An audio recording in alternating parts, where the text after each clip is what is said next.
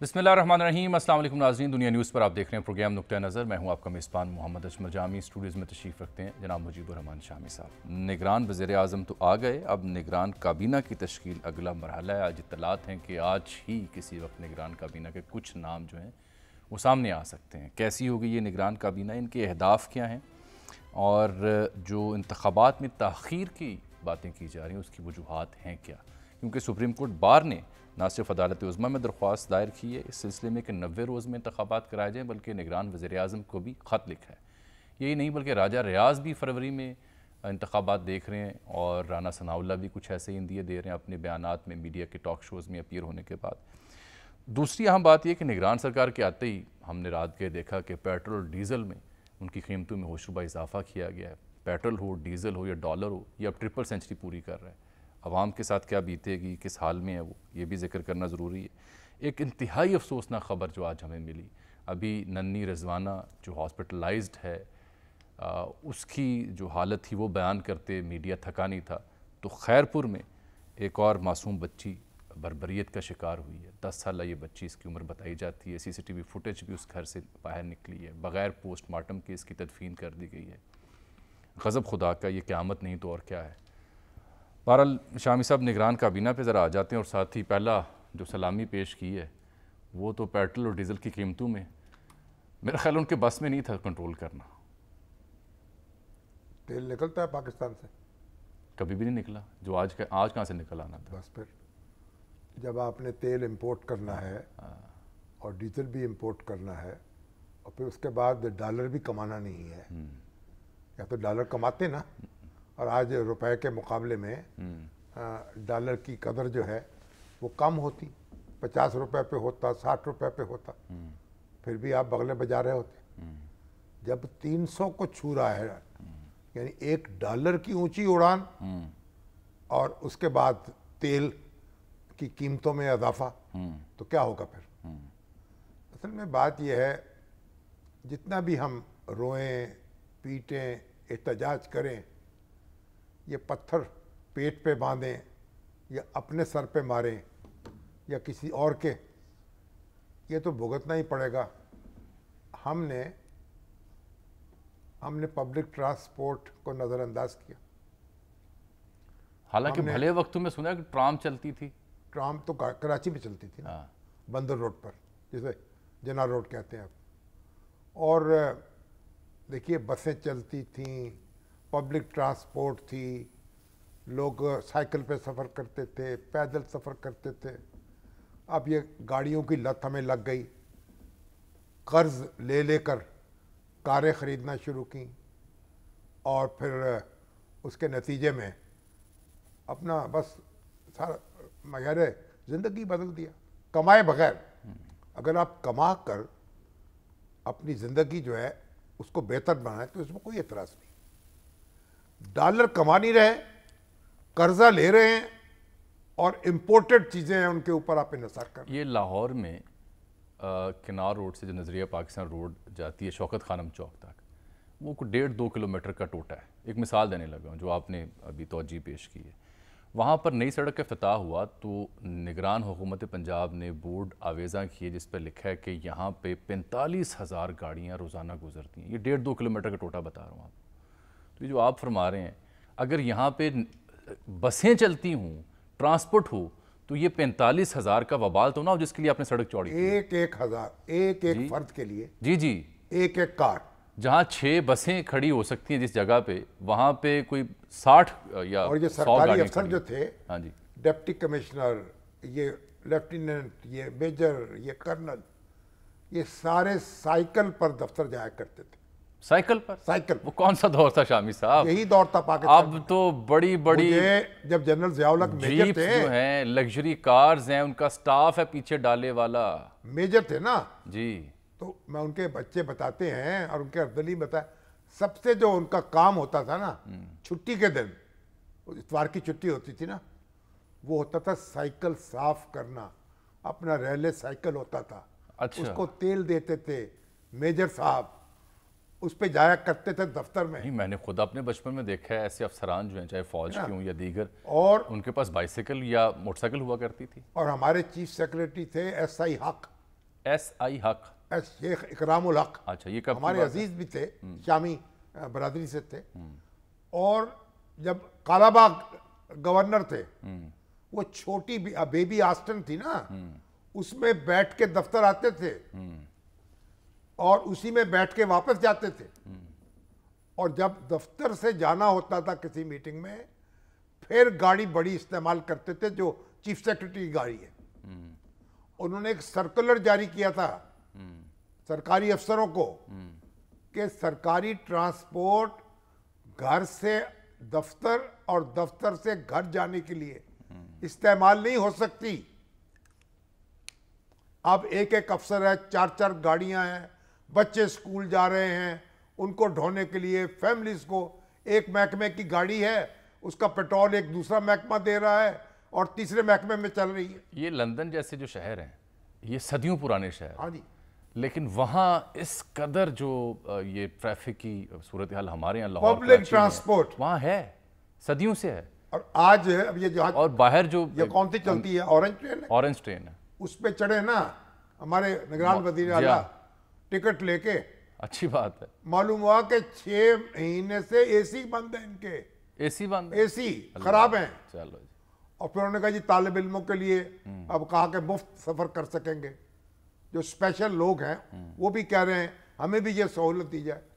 تو آپ مجھے بتائیں کہ یہ کس کی ذمہ, یہ نگران وزیر اعلیٰ جاتے ہیں ایک اسپتال میں, دوسرے اسپتال میں چھاپے مارتے ہیں, لوگوں کو سسپینڈ کرتے ہیں. نہیں, وہ معلوم ہوتا ہے کہ جس ICU میں گئے ہیں وہاں AC نہیں چل رہا. اچھا جی, MS کو آپ نے سسپینڈ کر دیا, لیکن یہ حل ہے نہیں, ذمہ داری کس کی ہے؟ ذمہ داری وزیر صحت کیا کر رہے ہیں, وہ کہاں ہے, سیکٹری صحت کیا کر رہے ہیں, وہ کیوں ان میں دورے کرتے؟ بالکل, ہاسپٹل کی جو ایڈمنسٹریشن ہے, MS ہے, وہ کہاں ہے, اور اسے جو علم نہیں تھا. انتظامیہ ہے, انگریز کے دور میں بھی اور اس کے 20-25 سال بعد تک یہ دفتر یہ باقاعدہ دورے کرتے تھے, انسپیکشن سیکریٹری حضرات, DG جو ہیں, اب انسپیکشن کمیٹیاں جو ہے نا, ان کا جو حال ہے اور جو ان کے اوپر ایکوزیشنز ہیں وہ ناقابل بیان ہے.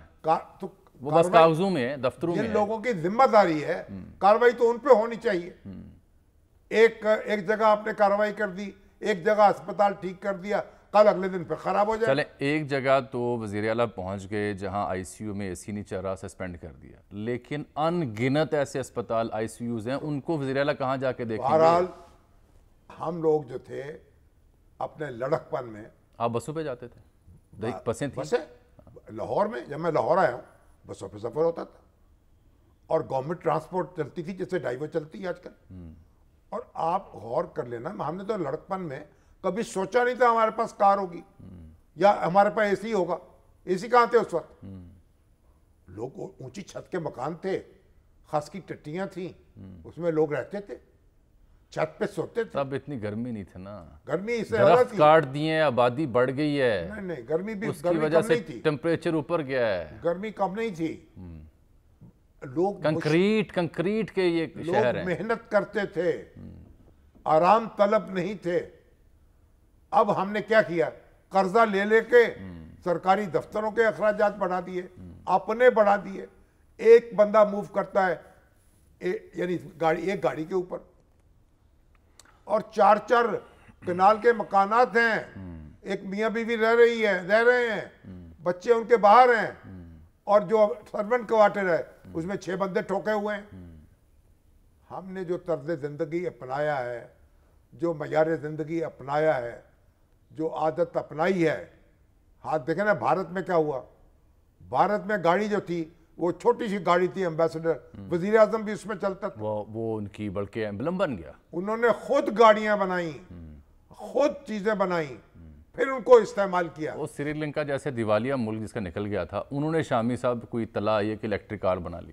اب بدعمالیاں ہماری, انہوں نے ہمیں اس حال تک پہنچایا ہے. اب کمائیں, پھر جی لگائیں, ڈالر کمائیں, اپنا خسارہ کم کریں, ٹیکس وصول کریں. ابھی تو میں ایک وہ تھا, وہ ہمارے HEC کے چیئرمین شاہد نذیر صاحب, ڈاکٹر شاہد, وہ کہتے ہیں 3% لوگ ٹیکس دیتے ہیں.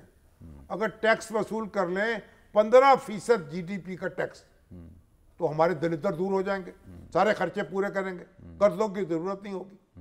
تو ہم نے ایک جگہ انگلی رکھیں گے, جہاں انگلی رکھیں وہاں چھید ہے.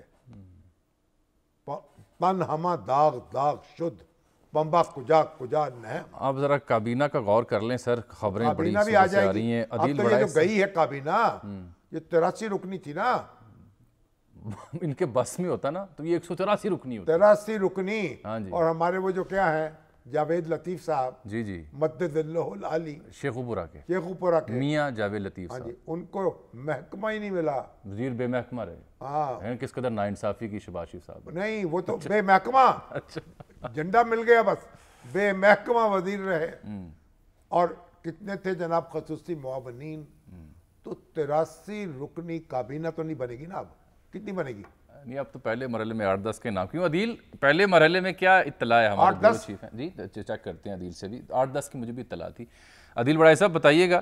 آج تو صبح سے یہ تھا ہنگامہ کہ بھئی جناب کیبنٹ بن رہی ہے. ابھی بن رہی ہے. مجھے تو جناب یہاں سے نیوز روم سے فون آ گیا, جناب کابینہ بننے والی ہے, تبصرے کے لیے تیار رہیے. میں تو صبح سے انتظار کر رہا ہوں, کابینہ ابھی تک بن کے نہیں دی. پتہ نہیں نام ڈالے جا رہے ہوں گے, نکالے جا رہے ہوں گے. عدیل, پہلے مرحلے میں کیا توقع ہے, کتنے افراد پر مشتمل کابینہ ہو سکتی ہے؟ جی 10 سے 12 افراد پہلے مرحلے میں اناؤنس ہوں گے.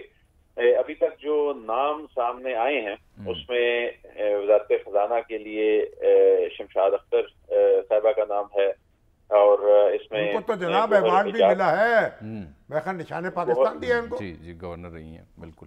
شمشاد اختر اعجاز ہیں, جو سابق گورنر ہیں اسٹیٹ بینک کی. جی, اسٹیٹ بینک. تو ابھی جو حتمی جو مشاورت ہے وہ چل رہی ہے. چیزیں فائنلائز آلموسٹ ہو گئی ہیں. آج ایکسپیکٹڈ تھا کہ اب اناؤنس ہو جاتا, لیکن اس میں تاخیر ہو گئی ہے کچھ. اب یہ امکان ہے کہ یہ کابینہ کل اناؤنس ہوگی اور اس کے بعد پھر کل ہی یہ حلف لیں گے.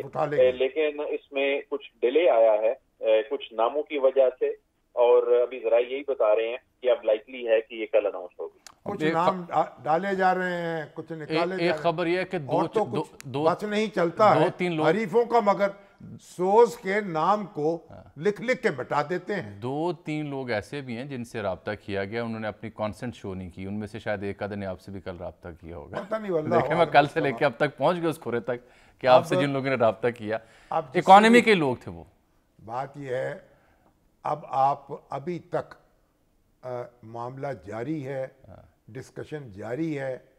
آج تو اناؤنسمنٹ نہیں ہوئی, اب کل ہو جائے گی. عدیل, یہ ڈاکٹر وقار مسعود کا بھی نام لیا جا رہا ہے. جی جی, اور شمشاد اختر صاحبہ کا بھی لیا وہ آگئی نا. ہاں, وہ شاید معاون ہوں. عدیل, یہ بتائیں, یہ جو انتخابات سے جڑی چہم گوئیاں ہیں کہ یہ تاخیر ہو سکتی ہے, کیا اسلام آباد پنڈی میں آپ کی اطلاع ہے کہ 90 روز میں ہوں گے, یا وہ مردم شماری فائنل کر کے فروری میں ہوں گے, یا اس سے بھی آگے معاملہ جا سکتا ہے؟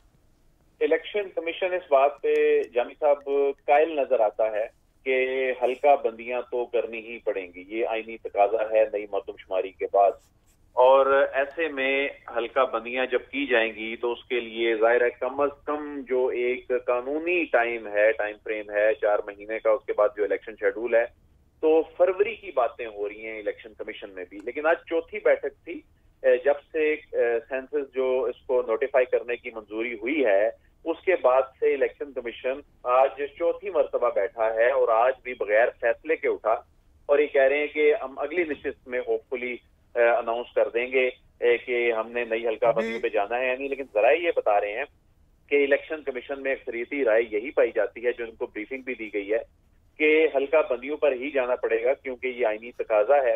اور اب تو خود جو سابق حکومت کی جو شخصیات ہیں انہوں نے بھی کہنا شروع کر دیا, فروری کی بات کہنی شروع کر دی. لیکن جنہوں نے انتخابات کرانے ہیں, جو الیکشن کمیشن آف پاکستان, وہاں آج بھی یہی ڈسکشن ہوتی رہی, اور ان کو جو بریفنگ دی گئی اس سے بظاہر یہی لگتا ہے کہ یہ معاملہ کم از کم بھی فروری 2024 تک جاتا دکھائی دے رہا ہے. عدیل, یہ ابھی کڑکڑ ہو رہی ہے, انڈا نہیں دیا ابھی الیکشن کمیشن نے, مگر جی ابھی الیکشن کمیشن نے شامی صاحب کوئی اعلامیہ جاری نہیں کیا. وہ انسرٹینٹی اسی وقت ہی ختم ہوگی جب الیکشن کمیشن اناؤنس کرے گا, کیونکہ پریزیڈنٹ نے جب اسمبلی ڈیزالو بھی کی تو انہوں نے وہ اپنا آئینی اختیار استعمال اس لیے نہیں کیا ڈیٹ دینے والا, کیونکہ الیکشن ایکٹ میں اس مرتبہ ترمیم کی گئی تھی کہ الیکشن کمیشن تاریخ دے گا.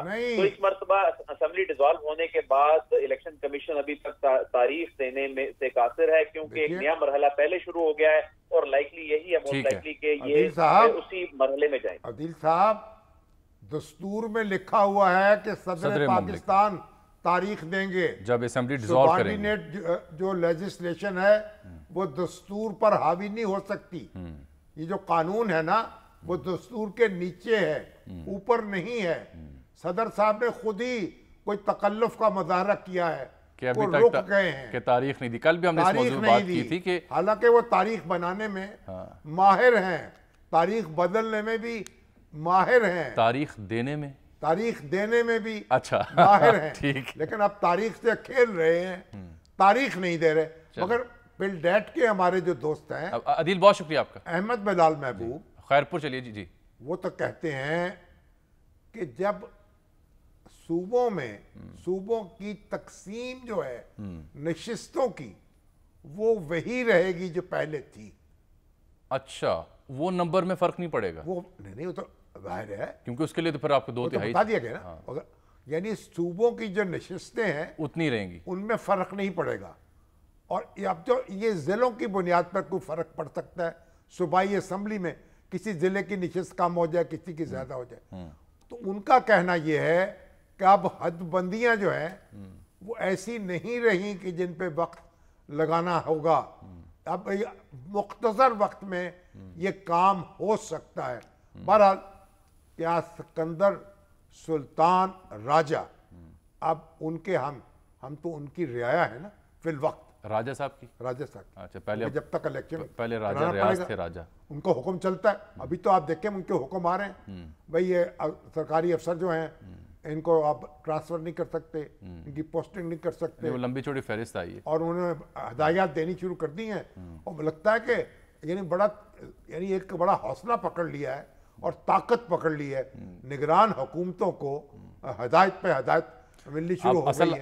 اصل ان کے لیے امتحان یہ ہوگا کہ ان کی ہدایات پہ وہ عمل درآمد بھی کروا سکتے ہیں۔ کروائیں گے نا، بالکل کروائیں گے۔ اچھا چلیں دیکھتے ہیں، ایک بریک لیتے ہیں، پوری طاقت ہے ان کے پاس۔ ایک بریک سر لے رہے ہیں، بریک کے بعد خیرپور کا افسوسناک واقعہ، اس کی تفصیلات آپ کے سامنے رکھیں۔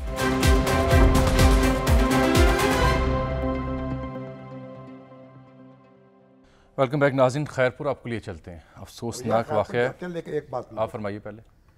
جماعت اسلامی بنگلہ دیش کے ہاں جی، نائب امیر جی ان کو علامہ دلاور حسین سعیدی جی 14 اگست 2023 کو ڈھاکہ جیل میں ان کا انتقال ہو گیا۔ 13-14 برس قید کاٹی انہوں نے، ان کو پھانسی کی سزا دی گئی تھی، پھر سپریم کورٹ نے تاحیات قید میں تبدیل کر دی بدلا تھا اسے، اور وہ ان کی جان چلی گئی، انتقال کر گئے جیل میں، اور ان کا جنازہ ہوا ہے۔ فقید المثال، لاکھوں افراد، پورا ڈھاکہ جیسے امڑ آیا، بالکل وہ فوٹیجز وہاں سے آ رہی ہیں، وہ تصویریں میں نے دیکھی ہیں، کل اپنے ناظرین کو بھی دکھانے کی کوشش کریں گے۔ آپ دیکھیں کون کون لوگ یہ پاکستان پر قربان ہو گئے۔ ہمیں کوئی شرم آنی چاہیے، کوئی حیا ہونی چاہیے۔ ہم یہاں بیٹھ کر باتیں بنا رہے ہیں، المیہ، یہ ہے پاکستان کے اوپر، پاکستان کی محبت میں یہ ان لوگوں کا حشر ہوا ہے، ان لوگوں کے ساتھ یہ گزری ہے۔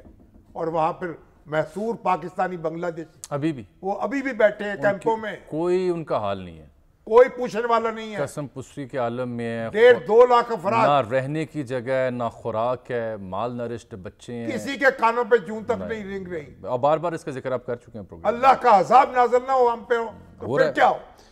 یہی تو واقعہ میں بیان کرنے جاتا ہے۔ خیرپور میں دیکھیے، یہ قیامت برپا نہیں ہوئی تو اور کیا ہوئی ہے۔ ابھی رضوانہ کا ہم ذکر کر وہاں رہے تھے، ایک چھوٹی بچی، ابھی رضوانہ کا ذکر سر، وہ ان کے گھر کام کرتی تھی، وہ سی سی ٹی تشدد کا وی نشانہ بنا فوٹیج دیا۔ سامنے آئی ہے جہاں وہ بچی جس حالت میں ہے وہ بیان نہیں کی جا سکتی۔ میرے پاس تو آج الفاظ ختم ہو گئے، کیونکہ ابھی ہم رضوانہ کا ذکر کرتے کرتے تھک رہے تھے۔ یہ ایک اور قیامت خیز خبر سننے یہ کو مجھے ملی، بتائیں، ان لوگوں کی اولادیں نہیں ہیں، ان کے بچے نہیں ہیں، یہ پتہ نہیں، چھوٹے بچوں سے کام مشقتیں لیتے ہیں، کام کراتے ہیں، پھر تشدد کا نشانہ بناتے ہیں۔ یہ آسمان پھٹے گا، زمین آسمان گرے گا، زمین پھٹے گی، ہوگا کیا؟ بار بار یہ واقعات۔ عبید شاہ ہمارے کورسپونڈنٹ ہیں، ان سے رابطہ میں نے اس لیے کیا ہے۔ عبید، یہ کس جگہ کا واقعہ ہے؟ وہ رضوانہ جو ہے ابھی، وہ اس کی کی دیکھیں اس کو ڈیلی اس کی اب پلاسٹک سرجری اس کی ہونی ہے, کیا اثر اس کیا کی ہے. ڈیلی پٹی چینج ہو رہی ہے. یہ ہماری اداکارہ نادیہ صاحبہ ڈیلی اس کے پاس جاتی ہیں, اس کی حالت زار بیان کرتی ہیں, اللہ ان کو اجر دے کہ اس کے خیر اس کے لیے بہت, جی نادیہ جمیل بہت اس کے لیے وہ سرگرم ہے, اس کی خیر و عافیت کے لیے. جب آغاز ہوا اس کو پروگرام کیا کرتی, جی بالکل مارننگ شو. بالکل, اللہ نے انہیں بڑا یہ توفیق دی ہے کہ ایسے بچوں کی بالخصوص وہ کیئر کرتی ہیں. دل جو ہے روتا ہے. اس کی کیئر کون کرے گا جو جا چکی, جس کا پوسٹ مارٹم بھی نہیں کیا, تدفین کر دی گئی. خون کے آنسو روتا ہے دل. عبید یہ کہاں کا واقعہ ہے, یہ بچی کون تھی, کس کے گھر میں تھی, کیا معلومات اب تک پہنچی ہیں؟ جی دیکھیں, یہ ہمارے ملک میں ایسے واقعات بڑھتے جا رہے ہیں, دن بدن روز کسی نہ کسی شہر میں ایسے واقعات پیش آ رہے ہیں. یہ خیرپور کا علاقہ ہے, رانی پور. رانی پور میں یہ واقعہ پیش آیا. مقامی پیر ہیں جن کا سیاسی خاندان ہے, سیاسی گھرانے سے ان کا تعلق ہے. پیر اسد شاہ جس کو ابھی پولیس نے گرفتار کیا, جو ابھی تک جو اطلاعات ابھی ہمیں موصول ہوئی ہیں, یہ ان کے گھر پہ کام کرتی تھی, یہ ان کے مرید تھے. یہ جس طرح ہمارے علاقوں میں وڈیروں کے پاس یا پیروں کے پاس مریدیں کام کرتے ہیں, ان کی یہ مرید تھے. انہوں نے اپنی بچی پیروں کے پاس دی ہوئی تھی کہ آپ کے گھر پہ یہ کام کرے گی, ان کے گھر پہ کام کرتی تھی. اس کے بعد جو پہلے کا موقف آیا تھا فرسا کا, کہ وہ خود جو ہے وہ ان کی طبیعت خراب تھی, طبیعت خراب ہونے کے بعد جو ہے وہ جاں بحق ہوئی. لیکن ابھی اس سارے معاملے نے نیا رخ اختیار کر دیا ہے. اس کی والدہ نے ابھی بیان دے دیا ہے کہ میری بچی ان کے پاس کام کرتی تھی, پیروں کے پاس. ان کو روزانہ کی بنیاد پر ان کو تشدد کیا جاتا تھا, جس کے بعد وہ جاں بحق ہو گئی ہیں. پولیس کا یہ موقف ہے, پولیس نے انکوائری کمیٹی تشکیل دے دی ہے, ہر طرف سے ان کو دیکھ رہے ہیں, لیکن ابھی تک کوئی موقف سامنے نہیں آیا ہے کہ کوئی مصدقہ رپورٹ سامنے نہیں آئی. ہاں, کوئی مصدقہ رپورٹ سامنے نہیں آئی ہے. لیکن پولیس نے یہ موقف دیا ہے کہ کل ہم عدالت میں جائیں گے اور اس کی دوبارہ قبر کشائی کریں گے تاکہ پتہ چلے, کیونکہ اس کا پوسٹ مارٹم نہیں ہوا تھا بچی کا. بچی کو ایسے ہی جلدی میں دفن کر دیا تھا کہ تاکہ اس معاملے کو دبایا جائے اور یہ معاملہ باہر نہ نکلے. لیکن میڈیا میں, سوشل میڈیا کے آنے کے بعد یہ بات درست ہے, جو ایک فوٹیج ان سے منسوب ہے اس گھر کی, وہ بھی منظر عام پر آ رہی ہے, کچھ سوشل میڈیا اکاؤنٹس میں دیکھ رہا ہوں, یہ اسی گھر کی ہے. جی یہ بالکل اسی گھر کی فوٹیجز ہیں, اور یہ بچی تڑپتے ہوئے ہم بھی دیکھ رہے ہیں, آپ بھی دیکھ سکتے ہیں. یہ مطلب انتہائی افسوسناک واقعہ ہے کہ ایک بچی تڑپ رہی ہے, اور چلیں اس کو کوئی نہ اٹھانے والا ہے, نہ اس کو کوئی دیکھنے والا ہے. اگر ان کو وہ طبی موت ان کی ہوئی ہے, 2 منٹ کے لیے ہم یہ سوچ لیتے ہیں کہ اس کی طبی موت ہوئی ہے, لیکن وہ تھی تو ان کے گھر میں, ان کے گھر میں اگلا المیہ یہ کے پاس لے جاتے ہیں کہ علاج کراتے ہیں. اب اگلا المیہ سنیے نا, اگلا المیہ عبید یہ ہے کہ چونکہ یہ بیچارے ماڑے ہیں, یہ پیر صاحب ہیں, اب اس فیملی پہ اس کے ماں باپ کے اوپر دباؤ ہوگا. اچھا, یہ پہلے تو ان کی والدہ نے یہ بیان دیا تھا کہ وہ طبی موت مری ہے, لیکن جب یہ معاملہ اٹھا ہے تو اس کی والدہ نے یہی بیان دیا ہے کہ ہماری 4-5 اور بھی بچیاں ان کے پاس ہیں جو ان کے پاس کام کرتی ہیں, ان پر تشدد کیا جاتا تھا, لیکن ہم غریب ہیں, کیونکہ ہم مرید ہیں, ہم کچھ بول نہیں سکتے تھے, اسی لیے میں نے جو پہلا بیان دیا تھا وہ یہ بیان دیا تھا کہ جو ان کی یہ کیسی پیری مریدی ہے سر. اب تحقیقات ہونی چاہیے اور ہمیں واقعے کی تہ تک پہنچنا چاہیے. جب رضوانہ کیس ہم نے ڈسکس کیا تھا نا, تب بھی عرض کی تھی, آپ کو یاد ہوگا, آسمہ جہانگیر لیگل سیل سے ندا ڈار صاحب آئی تھی, ندا علی صاحبہ جو ڈائریکٹر ہیں. 10 برسوں میں ایسے واقعات 140 پیش آئے جو رپورٹ ہوئے, کورٹ میں چلے. اگر ان 140 میں سے صرف 4 یا 5 کوئی مثالی بنا دیا جاتا تو شاید یہ 140 پیش نہ آتے, رضوانہ کے ساتھ یہ کچھ نہ ہوتا, یا جو بچی 10 سالہ. جو پیر صاحب ہیں, یہ کاہے کے پیر ہیں, جن کا کام ہے لوگوں کو ہدایت دینا, خیر بانٹنا. اگر تشدد نہیں ہوا اس بچی پہ تو تب بھی ایڑیاں رگڑ کے تو مر گئی نا. کوئی ڈاکٹر, کوئی طبیب. چلے میں مان لیتا ہوں کہ یہ بچی آپ کے تشدد سے نہیں مری, میں مان لیتا ہوں, لیکن یہ پیر صاحب 10 سالہ بچی سے آپ کام کیسے لے رہے ہیں؟ یہ انسان جو ہیں یہ حیوان کیوں بن گئے ہیں؟ کیسا میں تو سمجھ میں نہیں آ رہی. بھیڑیے ہیں. اللہ بہت شکریہ عبید آپ کا. اب سر یہ سپریم کورٹ بار گئی ہے عدالت میں, اور ساتھ انہوں نے لکھا ہے نگران وزیر اعظم کو خط بھی کہ 90 روز میں انتخابات کرائے جائیں. یہ جو مردم شماری والا معاملہ وہ کہہ رہے ہیں اس کی ضرورت نہیں ہے, اور پھر اوپر سے راجہ ریاض بھی یہی باتیں کر رہے ہیں آگے جانے کی. بات یہ ہے, اور رانا ثنا بھی کہہ رہے ہیں فروری میں ہو رہے ہیں. تو پھر یہ جب سر دیکھیے نا, جب یہ سیاستدان یہ بیانات دیں گے تو پھر بار یا دیگر جو کنسرن سٹیزن ہے وہ اس کے اوپر درخواست ڈالیں گے. ڈال دیں, ان کو کیا پیسے جاتے ہیں, ان کو فیس دینی ہے وکیل کی؟ نہیں, جب سیاستدان کہیں گے انتخابات نہیں ہو رہے. پہلے الیکشن کمیشن کا اعلان تو کرنے دینا. الیکشن کمیشن نے بھی اعلان کرنا ہے, اس کے بعد یہ شوق پورے کر لے سارے. ہم تو یعنی اپنا کام کرتے نہیں ہیں, دوسروں کا کام. یہ کبھی یہ سپریم کورٹ بار کو توفیق ہوئی ہے جو مقدموں میں ڈیلے ہو رہا ہے, جو لوگوں کے ساتھ کیا ظلم ہو رہا ہے, کیا اس کا بھی کوئی ازالہ کریں, کوئی لیگل ریفارمز لے کے آئیں, کوئی ڈیفیمیشن کا کیس جو ہے اس کو اسٹرینگتھن کریں ان کے لا کو. کیا ہم نے سارا بس جیسے لگتا ہے کہ ہم کوئی میلے پہ آئے ہوئے ہیں سارے. اب ابھی الیکشن کمیشن 1 دن 2 دن ٹھہر جائیں, اعلان کرنے دیں, پھر شوق پورا کر لیں. لیکن یہ اطلاع ہے کہ درخواست بڑی تگڑی ہے, تو عامر سعید عباسی کی ہم نے ذمہ داری لگائی تھی کہ 2-3 معاملات کی چھان بین کریں. عامر, یہ تگڑی درخواست کیا ہوتی ہے سن لیتے ہیں. عامر, اس میں کیا لکھا گیا, کیا استدعا کی گئی ہے؟ دیکھیے, 38 صفحات پر مشتمل بہت تفصیلی درخواست سپریم کورٹ بار ایسوسی ایشن نے تیار کی ہے, جو دائر کی گئی ہے, اور یہ آئینی درخواست میں استدعا کی گئی ہے. اس میں بنیادی طور پر جو پریئر ہے وہ 8 پیراگرافز پر مشتمل ہے, اور اس میں یہ کہا گیا ہے کہ سب سے پہلے جو مشترکہ مفادات کونسل نے یہ فیصلہ کیا کہ مردم شماری کروائی جائے گی, وہ جو فیصلہ تھا 5 اگست کا وہی خلاف قانون ہے اور خلاف آئین ہے. اس میں آئینی تقاضے پورے نہیں کیے گئے, لہٰذا جو یہ فیصلہ مشترکہ مفادات کونسل کا ہے, جس کی بنیاد کے اوپر ایک کوشش کی جا رہی ہے بقول سپریم کورٹ بار ایسوسی ایشن کے کہ انتخابات میں غیر ضروری تاخیر کی جائے, اس کو بنیادی طور کے اوپر کالعدم قرار دینے کی استدعا کی گئی ہے اس درخواست میں. اور ساتھ میں الیکشن کمیشن آف پاکستان کو یہ حکم دینے کی استدعا کی گئی ہے کہ الیکشن کمیشن آف پاکستان آئین کے آرٹیکل 224 کے تحت اپنی آئینی ذمہ داری پوری کرے, جو سپریم کورٹ اپنے انتخابات کیس میں تحریری حکم نامہ بھی جاری کر چکی ہے کہ الیکشن کمیشن کی کوئی ثوابدید نہیں ہے کہ وہ ثوابدید ہوگی تو وہ الیکشن کروائیں گے, بلکہ یہ ان کی آئینی ذمہ داری ہے کہ وہ 90 روز کے اندر ملک بھر میں انتخابات کرانے کے پابند ہیں. لہٰذا سپریم کورٹ آف پاکستان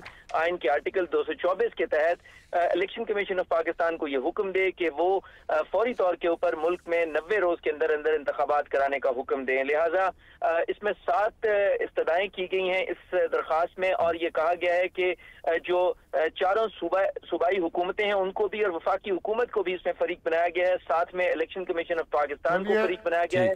چلیے, ابھی تو الیکشن کمیشن کے فیصلے کا تو انتظار کر لیتے, لیکن آپ یہ بتائیے کہ آج وہ افریدی صاحب کے ساتھ کیا ہوا اور وہ شندانہ گلزار صاحبہ کے ساتھ کیا ہوا ہائی کورٹ میں. ان کو رہا کر دیا گیا ہے.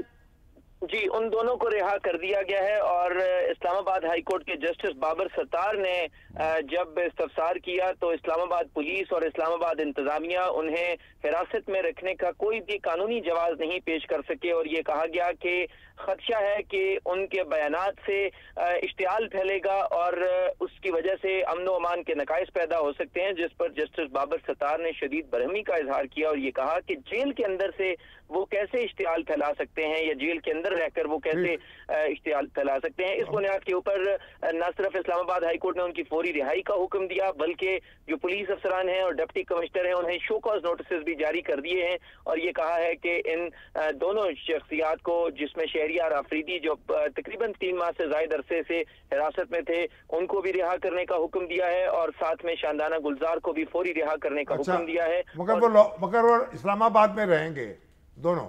جی جی جی, ان کو یہ کہا گیا ہے کہ وہ شہر نہیں چھوڑیں گے اور اسلام آباد میں موجود رہیں گے. باقی جو خواتین ہیں وہ عالیہ حمزہ ہیں اور وہ خدیجہ ہیں, ان کا معاملہ تو لاہور میں, وہ تو لاہور میں ہیں. جی,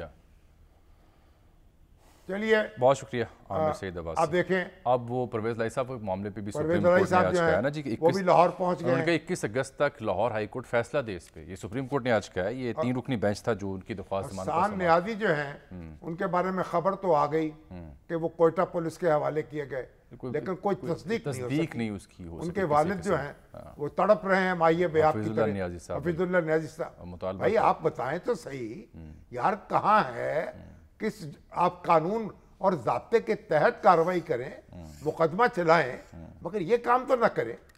اب نگران وزیر اعظم کو توجہ کریں, کوئی چیف آف آرمی اسٹاف توجہ کریں, کس سے بات کریں؟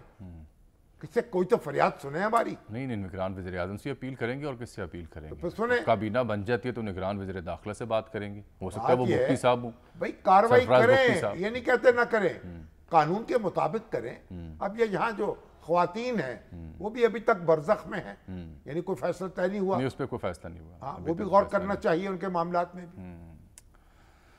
चलिए, निगरान हुकूमत की हाँ ये भी एक बड़ा चैलेंज जी। उनको कहा गया 21 अगस्त तक ना लाहौर हाई कोर्ट फैसला करे। ये उन्होंने उनकी सारी जो बेल थी मनसूख कर दी थी ना, मुअत्तल कर दिया था सिंगल बेंच का हुक्म, तो अब डिवीजन बेंच ने, तो अब उन्होंने कहा है कि आप 21 अगस्त तक। हाँ। एक ब्रेक नाज़रीन।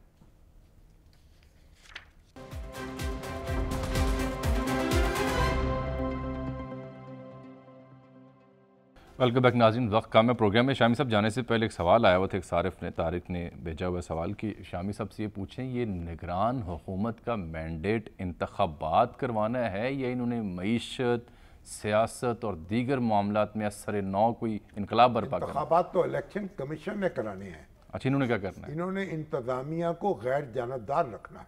अच्छा, ताकि इंतजामिया इस्तेमाल ना होने पाए। तो अब जाहिर है कि जब आप भाई पानी भी पिएंगे, रोटी भी खाएंगे, सांस भी लेंगे।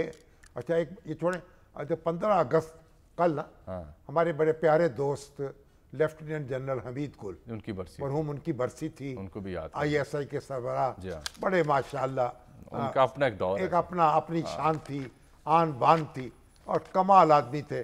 अल्लाह उनकी मग़फ़िरत करे।